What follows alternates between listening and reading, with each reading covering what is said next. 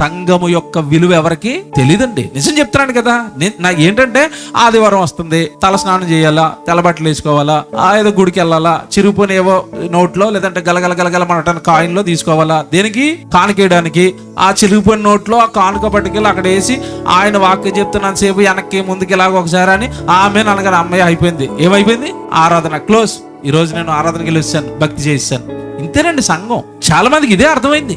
బాగా వినాలి. నువ్వు కూర్చుంటున్న ఆ సంఘం గురించి దేవుడు ఎన్ని కలలు కన్నాడో, నిన్ను అక్కడ కూర్చోబెట్టడానికి ఆయన ఎన్ని కష్టాలు పడ్డాడో, ఆ సంఘం తీర్చిదిద్దబడాలి, అక్కడ నా పిల్లలు కూర్చోవాలి, అక్కడ వాక్యం చెప్పబడాలి, అక్కడ నా కుమారుడు రక్తం రావాలి, అక్కడ నా కుమారుడు శరీరం రావాలి, నా కుమారుడు రక్తం త్రాగి నా కుమారుడు శరీరం తిని వాళ్ళ పాపాలన్నీ కడుక్కొని నా లేఖనాల ద్వారా దినదినము వాడు పరిశుద్ధమైన ప్రవర్తనకు వచ్చి ఆ సంఘములో నుండి పరలోకానికి రావాలి అని క్రీస్తుకు పూర్వం నుండి ప్రవక్తల ద్వారా కలలు కానీ ఆ సంఘాన్ని కడితే చాలా మందికి సంఘం అంటే ఏంటో తెలీదు, ఆ సంఘానికి ఏ పేర్లు పెట్టాలో తెలీదు, సంఘాన్ని ఎలా నడిపించాలో తెలీదు, సంఘం ద్వారా దేవుడు విశ్వాసులకు ఏమి ఇవ్వాలనుకున్నాడో తెలీదు.